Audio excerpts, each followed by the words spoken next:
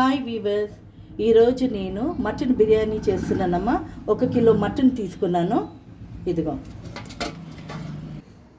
ఇదిగమ్మా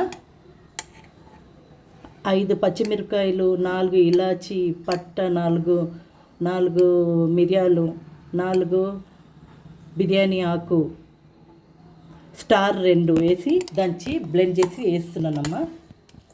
1 spoon కస్తూరి methi, spoon పసుపు, spoon మిరియాల పొడి, 1 స్పూన్ జీలకర్ర పొడి, 1 స్పూన్ గరం మసాలా 2 స్పూన్ పొడి, 2 స్పూన్ ధనియాల పొడి, కారం పొడి 1.5 స్పూన్. ఒక గిన్నె నిండా ఆనియన్స్ ఫ్రై చేసుకొని వేస్తున్నానమ్మా.